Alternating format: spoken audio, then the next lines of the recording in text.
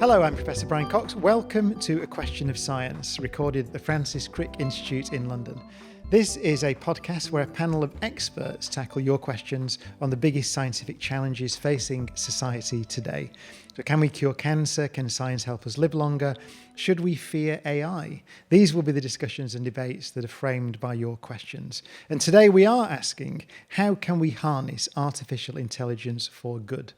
In 1950, Alan Turing asked whether it would ever be possible to construct a machine whose responses would be indistinguishable from those of a human being.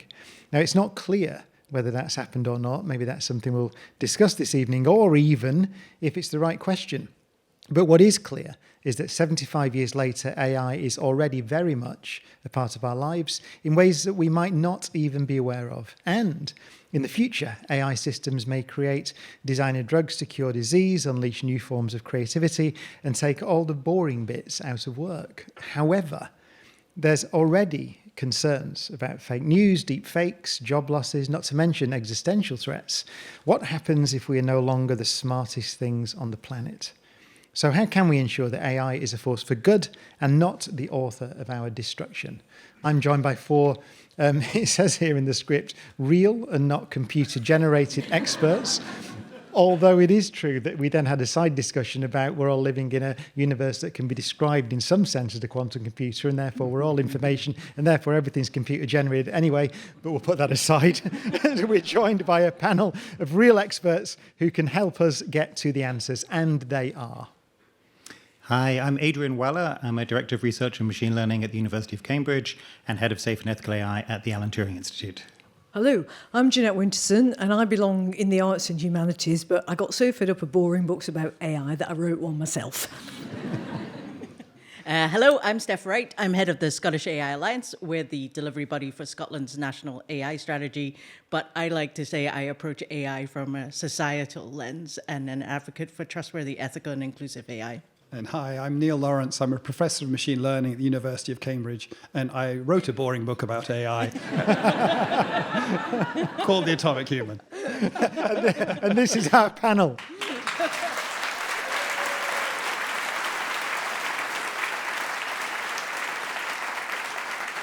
Now, we had an idea, which might be a silly idea, who knows, that this question, can we harness AI for good?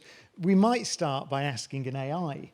And so I don't know what the AI is going to say. So I don't know what your favourite AI. I thought I'd ask perplexity, because that one kind of works usually. Is that okay with everybody? So I will ask it now and see what it says. So, can we harness AI for good? Absolutely. AI can be a powerful force for good if we use it thoughtfully. It can help tackle big challenges like climate change, improve healthcare through better diagnostics, and boost education by personalizing learning. The key is making sure it's developed and applied ethically and responsibly. Oh, we're done then. Thank you for joining us this evening.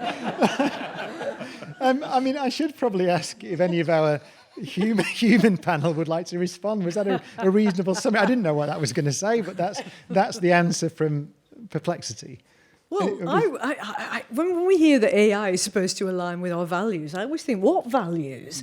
I mean, look at the state of the world, ethically, responsibly. Do you really think AI could do a worse job than humans are doing right now? Hands up. Well, and also, good for whom? Who gets to define what's good? And right now it is good for some people. It's good for people who are making a lot of money from it.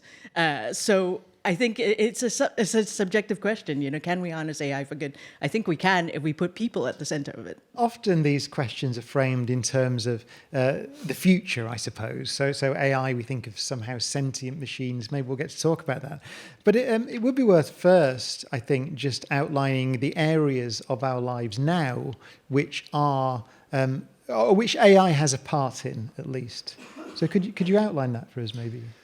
Yeah, and I guess it depends a bit on what we mean by AI. I think it's a very problematic term because intelligence itself is something we think of as unique to ourselves. But if we think about what it actually is, which is machines that recognize patterns in data and reconstruct them and that's the functional AI is broadly all that, then it's been integrated for a number of years. It's been selecting what ads to show you, what Google results to return.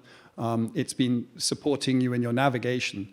But I guess the thing that's really created a lot of the hype and the challenges we now face is we've got versions of that are just large-scale pattern recognition systems that have consumed an enormous quantity of information that emulate conversation and things that we formerly thought of as very, very human. And I think the challenge for us is we're the first generation to see that, so we're amazed by it in the same way people were amazed by steam engines. But I think we need to move rapidly through the very poor quality conversation that we're having in the newspapers and from tech CEOs that is much more about claiming the space and making a lot of money to a conversation that is much more about, well, what does it mean for who we are and who we want to be? And I think the technology does enable a possibility for that. Yeah, and you hit on an interesting point there about the definition. Maybe I could have started, actually. Maybe, Adrian, if I was to ask you to define what an AI system is, what's the difference between just a computer and what we might call an AI system? I think it's actually a bit tricky. Well, in a way it's tricky, in a way it's easy. It's easy because anyone can come up with their own definition, and it's hard really to argue with that. In a way, I'm not sure it's so interesting to get too focused on exactly what it means. We know that we've got technologies which have which present us with tremendous opportunities to improve things like we've heard about in healthcare and various other areas. And the question is, how are we going to try to make sure that they don't cause us harm? That is, how can we be sure that they're worthy of our trust? I think there are three really important areas that we need to work on to try to do that. One of them is primarily technical work to try to do things like ensure that these systems perform reliably, robustly, that they can do things like be explainable, and that they reflect our values. That's one part. Second part, which really gets to some other points we've heard here, is, well, what are these values? How can we elicit values from across all of our populations? We really need to involve society very broadly to hear from people what values they want to have in these systems.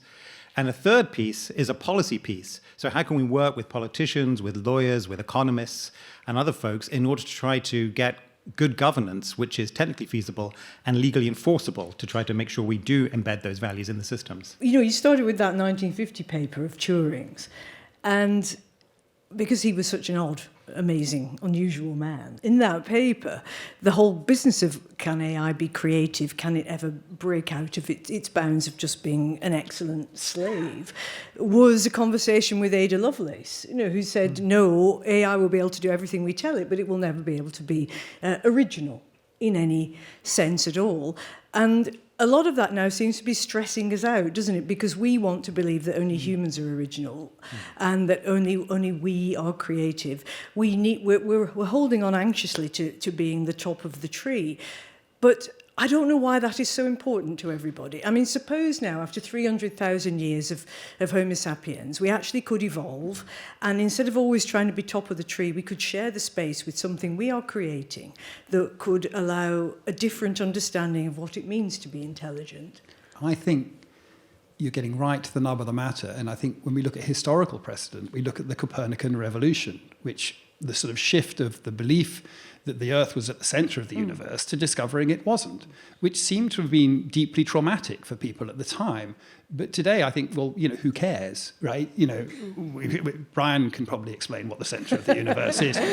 But there is. It might be infinite. There isn't. Might be infinite. We don't know. But in some sense, that turns out to be not important. But it was something that was fundamental to the way people thought about themselves and the world. And this is a Copernican revolution about what it means to make decisions. Yeah. So the big difference between us and machines is that they are processing information 300 million times faster than us, or absorbing information. So if we look at my rate of communication now, about 2,000 bits of information per minute, and compare that to the machines, which can do 600 billion bits a minute, that's the difference between walking pace and speed of light. That's the big difference. Nothing to do with AI. That's already happened, right? And that's already doing damage to the world. Now, if you want to go the other way and say, well, what things go slower than us in their communication rates by the same order of magnitude? And if you look about 4 billion times slower, you get the propagation of evolutionary information across generations.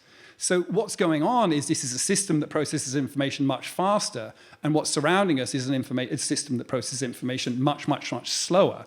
But it's still complex and interesting. It just doesn't operate on our timeframes, which is why we struggle to understand it as climate. And it's also why the machine will struggle to understand who we are by making decisions on its own, and needs to be, as you've all said, guided by people. So, Steph, could I ask you just the end of this introduction? So you're head of the Scottish AI Alliance. What are you head of? That is that question. So how would you, if I was to ask you to define what we mean by AI?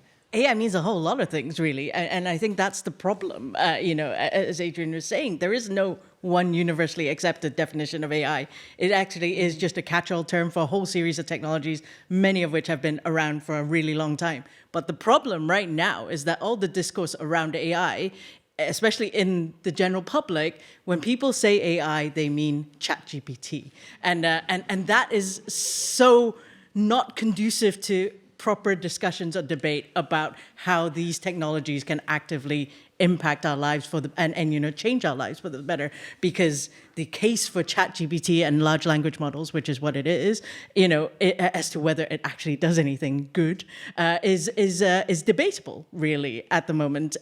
But that's where everyone's focused on, because ChatGPT made what was previously quite an invisible concept to people out with the AI and tech world, and made it visible. And to a certain degree, I think that's really good, because then people are kind of, a bit more cognizant of what these technologies could possibly do. But ChatGPT isn't all there is. There's a whole lot of fantastic, AI technologies that's existed for a very long time and are already integrated in our lives without potentially causing harm, creating deep fakes, spreading misinformation or disinformation. But we have to remember that when you talk about AI, it's not one thing. There's a distinction, isn't there, between AGI and AI? So AI systems do specific things. AGI is probably the thing that scares people, which is artificial general intelligence, which is this idea that something will be smarter than us, far smarter than us, and be a sentient thing in some sense. Could you speak to that? Yeah, and I guess people use the term to mean different things. Originally, it developed because people were working on AI solutions that were solving problems, and there was a sub-community that didn't care about that and wanted to work on general intelligence. Now, let's just be very clear. General intelligence is a term that comes to us from eugenicists. It's a Spearman term from the sort of 1880s, as if we can rank ourselves by intelligence. And I think the quest for intelligence as a problem to solve is deeply problematic. I think we have to sort of step back. These fears are valid, and it's great that the public are engaged. But the point I'm often making is, to the extent that there's going to be a dystopia, we're in it. We're in the dystopia already. Digital systems are undermining people's lives. You just have to watch the Horizon scandal dramatization to see the characters shouting at her computer when the computer is reconciling her accounts that she's held responsible for incorrectly, and her livelihood is going under, her position in the community is going under, and she has no comeback. And when she goes to lawyers and accountants and politicians, they can do nothing about it. And that's because over the last 30 or 40 years, we've shifted from a world where we're all able to engage with the fundamental information infrastructure, pen and paper, or book and print, to a world where access to that information infrastructure is restricted to very few people working in a very small number of companies. And that's dystopian. Okay, well, we'll get into these issues. So we have the first audience question from Jeanette Tanwa. Hi, my name's Jeanette Tanwa, and I'd like to know, in which field of science, and also which field outside of science, do the panellists think AI will have the greatest impact? So maybe, Adrian, would you like to? Maybe I'll just give one area that I think is really exciting within science that maybe is close to Brian's heart too, I'm not sure. But of course, we're all worried about energy. Can we make sustainable energy? A great hope is, can we develop controllable fusion reactors to give us energy? And if we could do that, that would be very valuable. In order to do that, you need to be able to model and contain very volatile nuclear plasma in very tough conditions. And the typical way we've been trying to do that has been to solve lots of complicated mathematical equations on supercomputers. It turns out that there's hope that we may be able to do that sufficiently more efficiently in order to get the accuracy we need by using machine learning methods. And if we can do that and crack nuclear fusion over the next 10, 20, 30 years, that would be a fantastic thing for humanity. Jeanette, this question is specifically about science, but you could equally well ask it about the arts, couldn't you? Yes. I mean, I suppose in science I'd be looking towards the human face of it, which would be personalised medicine, which is what we saw begin to develop through the pandemic. And that could be a very exciting way forward for us. I mean, already you can use a 3D printer to manufacture some body parts. And we're looking forward to that, because then you won't have to wait for a kidney. Maybe you can just get one which will not be rejected by your body. There are wonderful things happening in biomedics, the biomedical science, that would not have been possible, without AI's intervention. But for me, I'm always pushed towards the bigger question, perhaps because I'm in the arts or the humanities, about who are we and who do we want to be and what do we want the future to look like? Because at present, all AI is a tool, isn't it? And humans are a tool using animals. This is what we've always done. And now our fear that we're going to make something that's bigger, better, stronger than us is really a fear of the God that secular people say they have rejected. And if we as humans could recognise that this is actually within our grasp, our control, not outside of it, this is still us. This is still everything to play for us.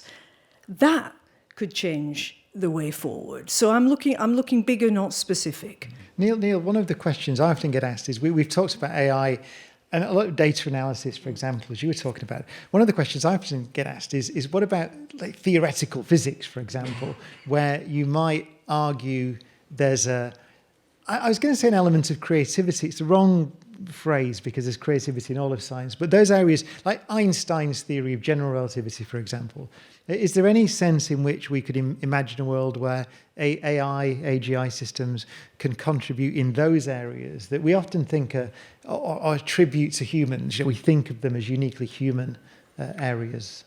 Yeah, I think, as Jeanette highlighted, in some sense it's a tool. And, one of the challenges, Thomas Kuhn's sort of sociology of science suggests that we go in paradigm shifts, and he talks about the paradigm being held in books, textbooks is what he talks about across the 19th century. But what's interesting today, when you raise that point, today scientific paradigms are not held in textbooks. They're held in computers, in computer simulations, many of which no individual can understand. I don't remember the challenges around in the pandemic, the COVID pandemic, the large simulation that people questioned, the Neil Ferguson one, and then the code was released. And that's really problematic because no one actually even knows what's in their own code. So we're getting to a situation where we don't understand our own science. And I think, to the question, I think this also raises questions about what we mean by science, because to a large extent, the universe understands how it works on its own. It doesn't need us to work it out, right? So you realize that fundamentally, science is subjective. Science is about sharing in the wonder of these things and trying to distill what's going on to ways that we can share. And I think as a tool for that, this could be absolutely tremendous. So, Jeanette's talked a little bit about, I think, how we can use this tool through the humanities for understanding ourselves better. And I think that we can also use the tool in science for sharing the deep intuition, better explanations that share this more widely. And I think with that, you could be, AGI is eugenic nonsense, but the possibility for transformation across fields that mean that science and humanities come closer together because we realize the subjectivity of everything and it's just a spectrum is incredibly exciting. Now, that's not going to happen next week. But over 50 years, that's entirely possible, and it gets to the heart of some of the issues we've raised that have been the domain of one area or another, but actually I think should be the domain of many areas. Well, we have a question from the audience about the medical applications and implications of AI. Hello, I'm Zoe Simpson. Medication and treatments used in healthcare are rigorously tested and researched. Do you believe that AI is sufficiently researched and regulated and tested to be actively used in healthcare, considering both the impact on mental health and medical conditions? Where AI can make a big difference is in medicine, in healthcare. In radiology, there's been great work, using AI in radiology for years, well before everyone was talking about AI. In Scotland, we have this fantastic clinical trial about using AI to help detect breast cancer. It's also been used for, diagnosis of skin cancer. It's also been used in, diagnosis of stroke, where time is of the essence. The success of treatment of stroke is to be able to spot what kind of stroke it is as soon as possible. And AI has been doing that, and things. Obviously, healthcare is a really high stakes scenario. It's a really high stakes, high risk, literally life or death application of a technology. So people are very rightfully doing it responsibly and taking their time to make sure that it is good. They are being very rigorously tested and regulated. But then, cast your mind back to the whole Babylon Health scandal, that chatbot that you could replace your doctor kind of thing. And, it misdiagnosing heart attacks in women because it had data sets that only had, what the symptoms are for a man, and stuff like that. So there's obviously problems around it, but in healthcare, it is really difficult because a lot of the problems in healthcare isn't because we don't have the right technology yet. A lot of the problems we have in healthcare, education similar, is due to chronic underfunding, bad management, and poor policy. AI is not going to solve that. Technology is not going to solve that. Unless you put the AI in charge. Because you can just say, it might just automate the inefficiencies. It might just make a bad system perform badly better. So we keep getting back to this point that it's the humans are still in charge. Yeah. We've got to fix these things. We can't just keep blaming machines or systems. And it's a wonderful chance. Just to give one situation where I think we're okay and an example of a situation where I think we're not okay, just to help flesh it out. If we use AI systems to develop new molecules and develop new drugs, which is certainly happening, it's an exciting area of work, I think for the most part, we're in pretty good shape for using our existing setups for testing new drugs to see if it's okay to give to people. We can use our existing protocols, and that's largely okay. On the other hand, we've already heard about how radiology is a very exciting area. We may be able to have systems which can assist humans to scan for all kinds of conditions and do that more effectively and more efficiently for lots more people. If we do bring those in, and I think there's a lot of pressure to bring those in, I think that there are at least two things to keep in mind, just to highlight the complications involved. One is that a lot of the people who are going to be using those systems may not really understand them. So I would advocate for a sort of system, a bit like like the way we deal with our cars. Where cars need to pass an MOT, just like the system will have to pass some kinds of tests. But also we need to get a driving license to show that we know how to use it. And I think we'll need something like that to help people be sure that they understand the limitations of the system, they're using them correctly. In addition, one of the challenges is imagine you have this system and imagine you've put some governance system in place and it's working, just like with all of the applications we have on our phones, which update every few days. Very likely these radiology systems will also be updating every few days in ways which are generally good. But we're going to need to figure out ways to allow that to happen so that whatever we decide needs to be in place so that people can understand them effectively and use them correctly, that's going to stay working when people do updates and have some efficient way to handle the regulation and governance about that, which is quite tricky. So there's a lot of detailed work to do. Can I push back a bit on the sort of notion of that we've got to teach people? I think we have to build better products. Well, yes. And I think that what we're hearing at the moment is tech CEOs saying no one can understand this technology fully. Well, no one actually understands the full details of how a modern automobile works, but you understand it to the extent that you use it. The point that Adrian's was saying. But I think the real problem we have is that a lot of the AI scientists who have never deployed anything in practice in their lives, they need a driving license before they talk about society, because their understanding of the complexity of a nurse's day or a teacher's day is minimal. And the thing I would like to see, which is easy to do and we're already working on, medical's harder, but we're trying to work it on with teachers and local council workers, is what's a technology that actually helps these people in their jobs rather than hinders them? Because public dialogues are telling us that nurses are spending 30% of their time doing data entry. And that is not a good use of their time when they wanted to spend time with patients. And that's a fault of the product. That's not a fault of the nurses. We've got to question 4. but but to see We got all night. to see what ground we've covered. The script says so far we've been mainly talking about the impact of AI in science, which is clearly not the case. Science broadly defined. We've covered the life, the universe, and everything. So the segue does not work. However, we do have a question about the impact in the arts. Hi, my name is Antoinette Sim, and as an actor, AI is proving to be a nightmare for people scraping the net for data and content to use in drama and voiceovers. It's also a problem for musicians who fear they could be replaced by computers. How can we ensure AI doesn't damage or stifle our creative abilities? Jeanette, this goes to what you've been talking about to some extent. Like it, doesn't it? Yeah, it's back to us. I want to get away from the fear again around AI, and how could this help people work creatively? Again, I always see this as a partnership between what we're developing and us humans. I really don't want to see it as an either or, an us and them. You get into these horrible binaries of who wins and who loses. I don't think it's going to help us go forward. And look, there's a nice story about Picasso when the camera was really coming into its own in the early 20th century. All the mediocre portrait painters were really depressed because they thought nobody's going to ask me to paint their horse-faced wife anymore. What shall I do for a living? Just take a photo instead. And Picasso was thrilled because he said, "Great. This will free up painting from the duty of representation. Now I can do what I like." And so he took the technology. Obviously, many of his women lovers were excellent photographers, and he learned from that. But he saw this as freeing. It didn't even occur to him to think that it wasn't. And I think for all of us, I know I would love to write something with a large language model. I'd have such a lot of fun with it.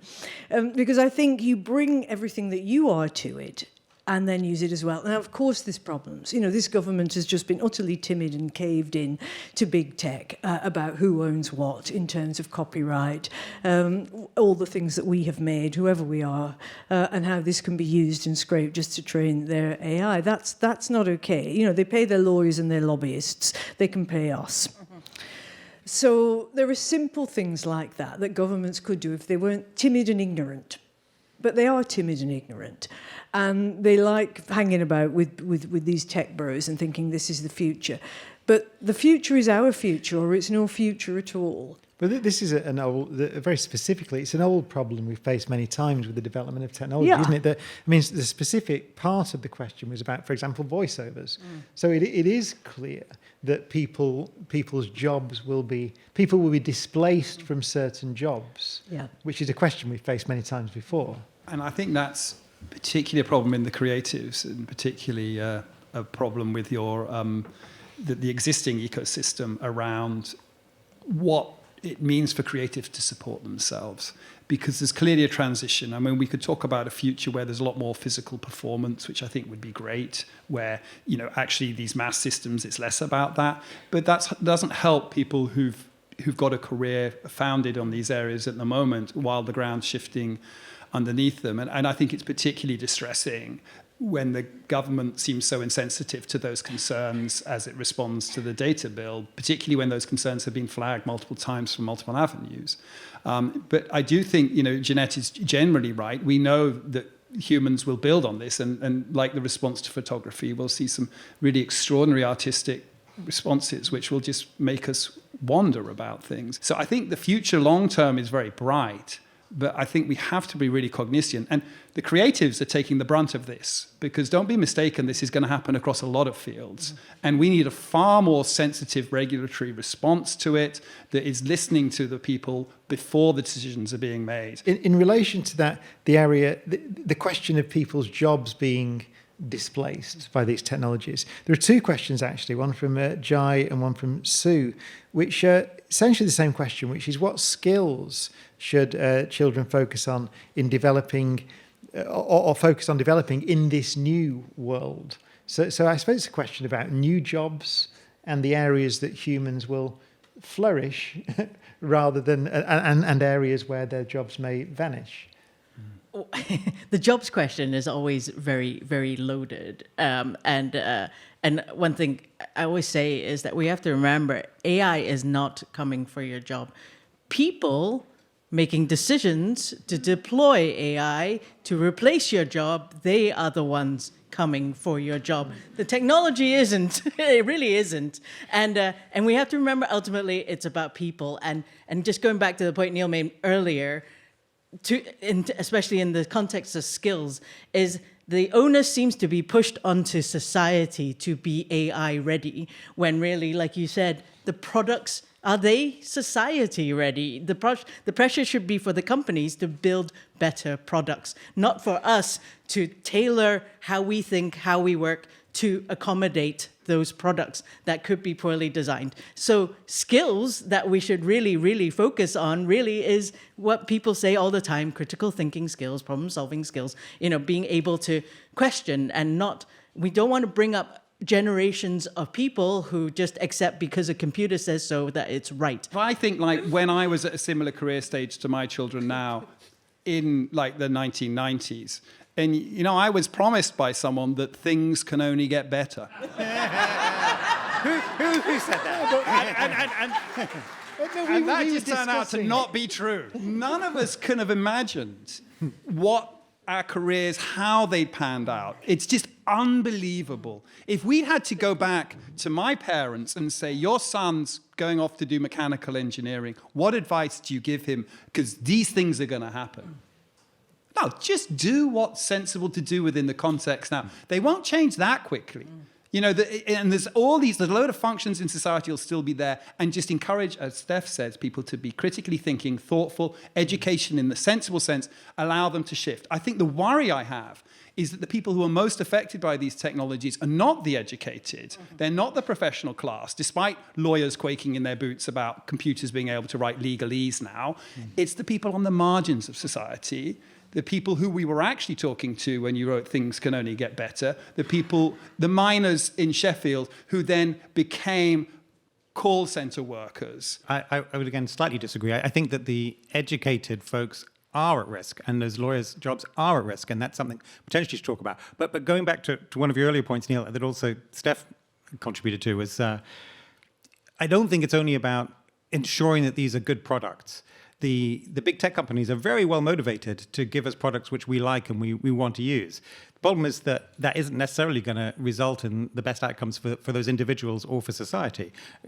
The big picture we started with was that a lot of the information which we consume is selected or filtered by big tech companies, and that again, it's trying to maximize our attention.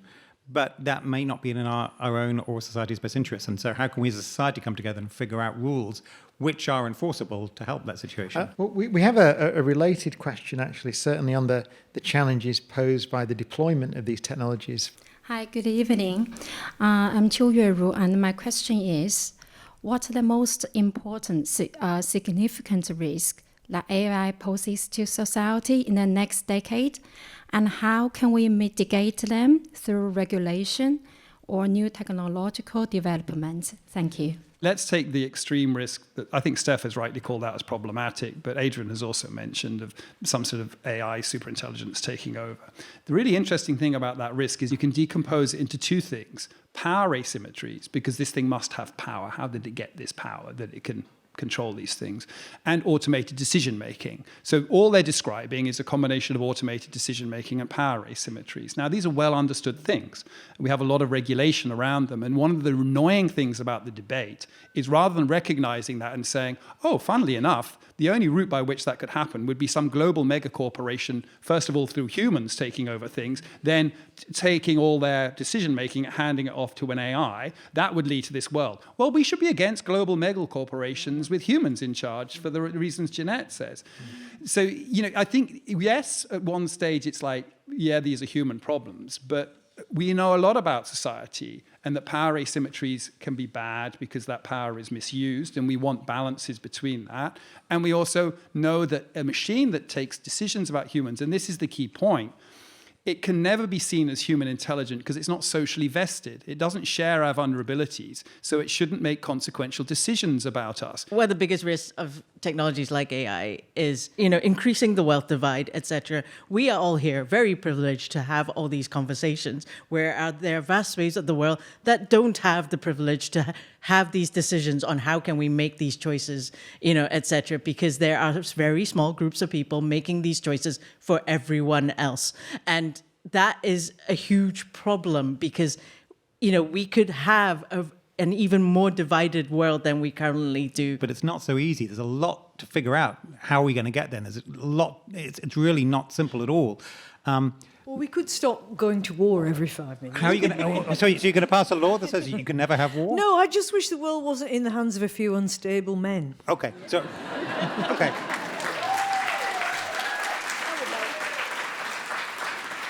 I want to make a point specifically on Neil's point. Neil was saying it's very dangerous to give these systems power and decision-making capabilities. If we rewind 10 or 15 years, I was at meetings, Neil was probably at them too, where people were saying, oh gosh, we might have these generally intelligent systems in 30, 40, 50, 100 years' time. We need to start thinking about the dangers of them. And if we ever get close to having general systems, of course, we need to keep those systems separated from the internet and not able to act in the real world. And now, today, we've got these systems, and everyone's rushing as fast as they possibly can to make them agentic, to make them act in the real world, to make decisions. And it's dangerous, and we need to think carefully about what to do about it. There's a commercial imperative behind it. And commercial the pressure. other thing, the challenge of what Steph was mentioning is that fundamentally, if you want to make money in this space, you don't make it by solving real problems, because real problems are hard. Yes. You make it by inventing new problems and telling people they have them, and that's great. You get TikTok, people didn't know they needed to watch cats while walking down the street, but apparently we did. But that's how you make money, because of course it's easier to invent new problems and solve the problems you've invented than it is to solve problems of social care, education, healthcare, security, because these are the wicked problems. Now, the problem within society is at the moment the way the money's moving is it doesn't move in that direction. So one of the things we're doing in Cambridge is what we call an attention reinvestment cycle. And we're saying that if it's about money, the money's never going to go in the right place. But if it's about time and us working with people to support them doing their job more efficiently, but then persuading them that they're the advocates, they're the community people, they go out and share how to do that, that system scales and doesn't need all this money. But when you think about those sort of things, these are just ideas from the past that people used to solve problems in the past that have been undermined as communities have fallen apart. And I think we need to get a lot back to some of those things. There's a question I'd like to take from the audience, which is moving on to the capabilities of AI. So it's a rather more philosophical question in some respects. Hi, thank you. I'm Jane Harley, and research has shown that AI has much in common with humans. It suffers from illusions, they make stuff up, and they are biased on the data that they've learned from, which starts from the internet since the 1960s. But they don't share a moral compass with us. How do we navigate these challenges safely? So... I think this is a problem that we've touched on very lightly about anthropomorphizing these technologies, saying that it has, illusions, it makes mistakes, it has a moral compass. It doesn't have any of those things. I'm never so worried about us interacting, say, with AI systems. There's all this stuff. I mean, Zuckerberg's just a nightmare, so he wants us all to have false friends because he hasn't got any friends. But I think, when you... having a little AI friend at home, you come in. I mean, what's it like, most of you, when you go home at the end of the day and you speak to your other half? What kind of a conversation do you really have? Like, how was your day? Yeah. What are we going to have for dinner? I don't know. Yeah. Did you walk the dog? No. I'm happy to come through the door and my AI system say, hey, Jeanette, how was it today? I've been thinking about you. Would it really be so bad? And look, you all fell in love with your teddy bear. So you know what it's like to just anthropomorphize something that isn't real, it isn't human, but it did make a bit of a difference to you. I don't think it matters if there isn't a human face or a human intelligence as we understand it behind any of that. No, it just matters if we feel better. What you said there, though, is because there is an old and I think deep question behind Jane's question, which is this. People, I think, tend to think of AGI, certainly, as something that is operating like a human being. It's a universal Turing machine, as are we, presumably, although we can have a discussion about that if you'd like to discuss. But in that, well, specifically that question, so is it will it be appropriate at some point in the future, let's say, to say this thing is a intelligence, a being, a thing in the sense that we think of each other now? I think we can't say for sure. I think we can say that now they operate quite differently. They do some things clearly much better than humans could ever possibly do. There's no way a human could cram all the knowledge about the entire internet into one of our brains. So they're clearly doing many things better than Well, to Neil's point, the speed of computation far outstrips. Speed of computation. Or communication. Communication is actually might be ahead of right, machine, maybe, but that'll change soon. Yeah. But there's communication, but also just the amount of processing power, the amount of knowledge they can have. That they certainly will be different. Now, will they ever be conscious? I don't think we really know. I'm not really sure what that means. But to Jeanette's point, I think there's a great opportunity, and particularly some people who maybe are elderly, maybe don't have many real human contacts, they might be able to get great solace from connecting with an artificial agent. But I would say it's a big experiment that we're going to be running. And we just don't know what consequences it's going to have. And it's pretty worrying because it's controlled by a few big tech companies who are very motivated to make money and manipulate us, and that those are concerns. We need to try and put some things in place to try to prevent. So we're back with the human angle again, that it's not the tech, it's how it's... Well, we care about humans. But there is already real world consequences. You know, there's cases of people being told to kill themselves, you know, and things. And these are, you know, mentally vulnerable people seeking solace in a technology that is not equipped to do that, and then, you know, and that is a problem. But the whole anthropomorphizing of technology is nothing new, you know. Is it really anthropomorphizing though, because Jane's question was really saying that, well, these things suffer from illusions now, they make stuff up now, and you're saying, well, no, they don't now.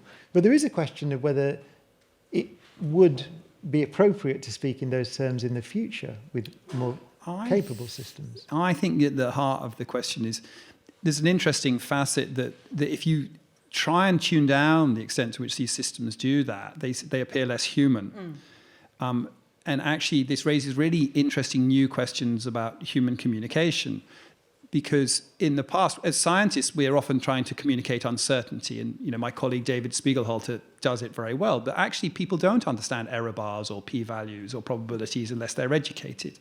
But they do understand a conversation with a colleague or a friend about a certain set of circumstances and can share uncertainty very well. And when we're looking at this interface here, you know, everything I think everyone said is correct. You finally have an entity that is participating in that. And that will have very dramatic effects on us. Some of them very positive and some very negative, just like with social media. Those social media enable people to advertise and sell across the world and has triggered young girls to commit suicide. Now, I think the question is about how we're dealing with that as a society. And as we keep making the point again and again and again, it's not a good situation when there's a few unstable men dealing with this. If I could go around the panel, maybe I can give you 1 minute each to summarise how you see this technology. And I suppose more specifically, there was a question on the iPad earlier about how we can have more discussions in this vein, which are rather deep discussions about these technologies, and then feed them into policy and feed them into, you know, ethics, development, and so on around these systems. So maybe I'll give you one minute to summarise where you think we are with the risks, challenges, and opportunities. So I'll start by referencing Baroness Honora O'Neill, whose Wreath lectures in 2002 captured the challenge with AI, and they weren't about AI. You can't trust processes, you can only trust people, because people are socially vested. She called it intelligent accountability.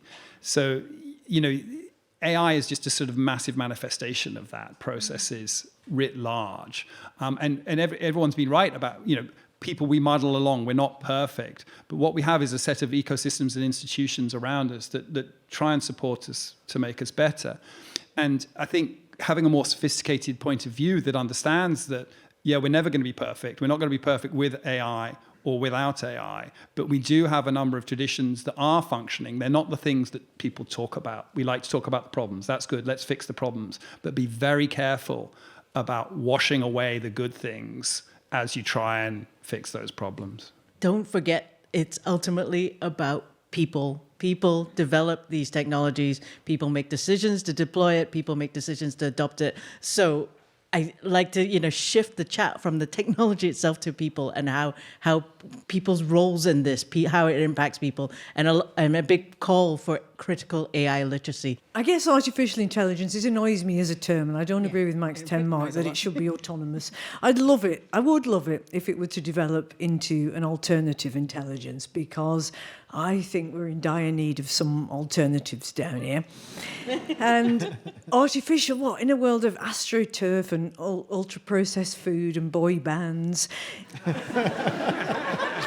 It's not a good word anymore. In the 1950s, John McCarthy, it was a good word to distinguish it from natural intelligence, which we're not seeing very much of in our world right now anyway.